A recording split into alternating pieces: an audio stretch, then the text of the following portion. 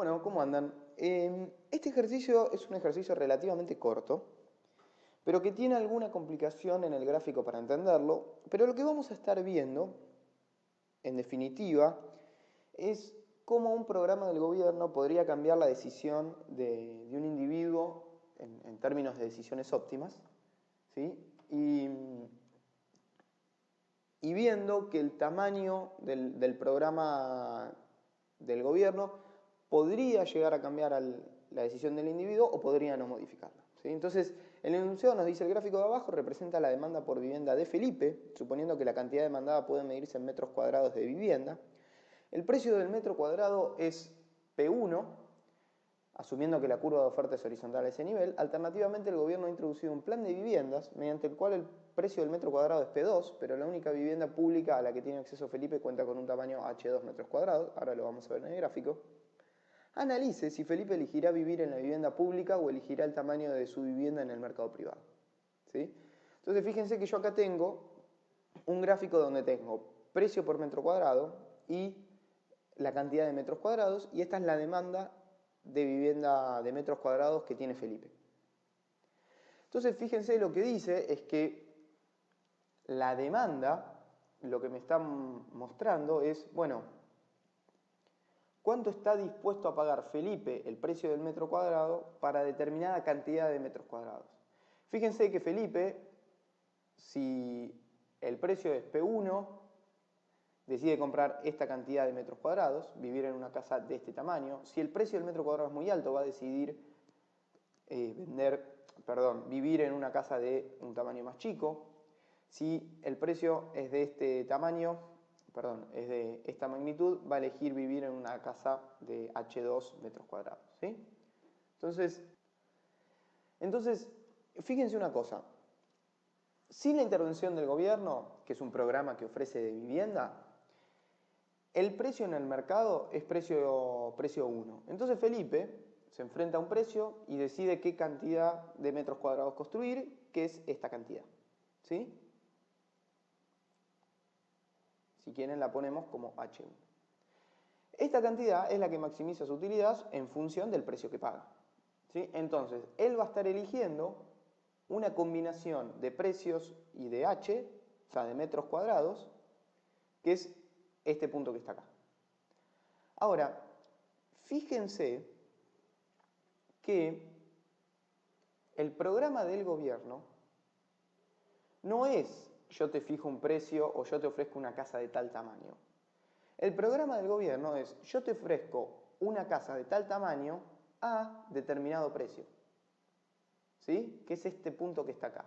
Lo que está diciendo el gobierno es, bueno, si querés andar al mercado privado, sea el precio que sea, P1 o un precio más arriba o un precio más abajo, pero yo te ofrezco una casa de determinado tamaño a este precio, ¿sí? Entonces, la combinación que le está dando a elegir a Felipe es este punto que está acá. Obviamente, este punto que está acá no está sobre la curva de demanda de Felipe. Felipe, a este precio, ¿sí?, está dispuesto a comprar esta cantidad de metros cuadrados. O, lo que es lo mismo, esta cantidad de metros cuadrados estaría dispuesto a comprarla si el precio fuese más barato, ¿sí? Entonces, fíjense que la decisión que va a tomar Felipe es entre dos puntos. ¿Que cuáles son? Bueno, entre este punto que está acá y este punto que está acá. Uno en general, ¿qué es lo que diría? Bueno, o te compras una casa chica a un precio alto, o te compras una casa más grande a un precio más bajo. Pero ¿cuál es el tema? El tema es que el precio ya no es el precio que que vos estarías dispuesto a pagar, sino que es uno más alto. Y acá lo que hay que ver es tratar de analizar gráficamente si Felipe entra a este sistema de viviendas o no. Y para eso lo que tenemos que ver es, bueno, ¿qué sucede con el excedente del consumidor cuando tenemos un programa como este que me regula precio y cantidad? Entonces, pensemos por un momento, ¿qué sucedería si el programa del gobierno fuese yo te ofrezco una vivienda cualquiera que vos quieras a este precio? Bueno, el precio que si me ofrecen a precio 2, Felipe estaría comprando una vivienda H2'. ¿Sí? ¿Y esto qué estaría haciendo? Bueno, que el excedente del consumidor sea este punto, por este punto, por este punto. Si Felipe estuviese en el mercado privado, el excedente del consumidor, ¿cuál sería? Bueno, este triángulo que está acá, desde el precio hasta este punto, hasta el punto que cruza el eje Y. Pero, si el gobierno está ofreciéndote a este precio esta cantidad, vos podrías entrar y tu excedente del consumidor aumentaría todo esto. Ahora bien, ¿cuál es el punto? El punto es que el gobierno te está diciendo, si vos querés pagar este precio, vas a tener que comprar necesariamente esta cantidad. Entonces fíjense que acá el excedente del consumidor lo podemos pensar como de manera no positiva sino negativa, porque fíjense, ¿qué es la demanda en definitiva? La demanda es el beneficio marginal que me trae una unidad adicional de metro cuadrado. ¿Y qué es el precio? Bueno, el precio es el costo marginal de ese metro cuadrado, que el individuo va a tener que evaluar si lo compra o no. Entonces, obviamente, si el precio es 2 y yo me encuentro en un punto como H1, bueno, ¿me conviene aumentar la cantidad de H? Sí, ¿por qué? Y bueno, porque esta cantidad tiene este beneficio marginal y este costo marginal, que está acá. ¿Hasta qué punto me conviene aumentarlo? Bueno, hasta este punto, donde el beneficio marginal es igual al costo marginal. Pero ¿qué pasa si yo me paso? Bueno, si yo me paso, el beneficio marginal en este punto, es menor que el costo marginal de ese metro cuadrado. Entonces, a mí no me gusta como consumidor consumir eso. Incluso, en este caso, hasta H2, el beneficio marginal, fíjense que está bien por abajo del costo marginal de ese metro cuadrado. Pero bueno, entonces, a precio 2, ¿a mí dónde me gustaría estar? En este punto. Pero este punto es inalcanzable en realidad, porque el gobierno me ofrece este punto, mientras que el mercado me ofrece este punto. Entonces lo que yo voy a tener que comparar son las ganancias, por un lado, de pasar de este punto a este, sopesado con las pérdidas, que yo sé que voy a tener pérdidas como consumidor, que van a ser iguales a toda esta área que está acá. Entonces fíjense, ahora para poner más prolijo el texto, pero el gráfico. Por participar en el programa de vivienda pública, Felipe recibe un aumento en el excedente del consumidor por lo que sería su consumo óptimo de metros cuadrados de vivienda al precio P2. Esto es el área P1, P2, CA. Pero el programa le otorga una vivienda mayor que este consumo óptimo para precio 2, por lo cual Felipe tendrá una pérdida de excedente por tener que pagar un precio mayor que el deseado para una vivienda de H2 metros cuadrados. Esto corresponde al área CEF.